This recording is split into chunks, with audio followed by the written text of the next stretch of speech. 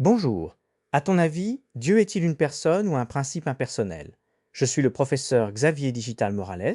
Bienvenue sur cette playlist. Dans la vidéo précédente, nous avons compris que, pour les chrétiens, croire que Dieu est une personne, c'est croire que nous pouvons avoir une relation personnelle avec lui, une relation qui n'est pas la nécessité aveugle, mais la liberté de l'amour. Pourtant, au XXIe siècle, de nombreuses personnes humaines de la civilisation occidentale rejettent le Dieu personnel du christianisme.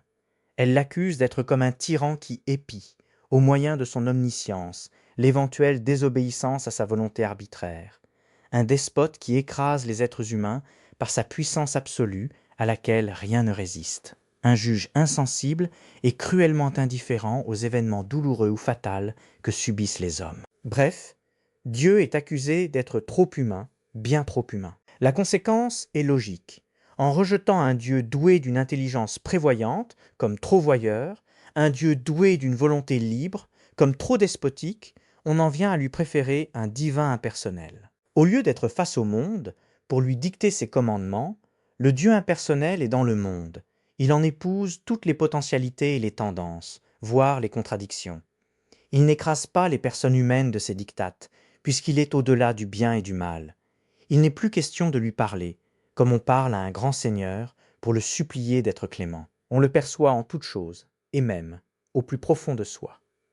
Il est vibration, énergie, champ de force, attraction, amour. Bref, l'impersonnalité de ce divin vise le même but que la personnalité de l'ancien Dieu personnel.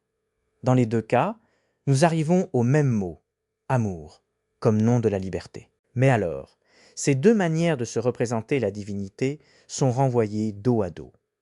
L'une comme l'autre ressemble trop au désir que nous avons, nous, les personnes humaines, d'être traitées, précisément, comme des personnes, d'être aimées et respectées dans notre liberté. Pour savoir si Dieu est, oui ou non, une personne, il faut partir, non de ce que nous voudrions qu'il soit, mais de ce qu'il est. Et décrire ce qu'il est, c'est justement le travail de la théologie. Dans la prochaine vidéo, nous devrons donc décider d'où nous pouvons partir pour décrire le genre d'être qu'est Dieu et décider s'il est une personne.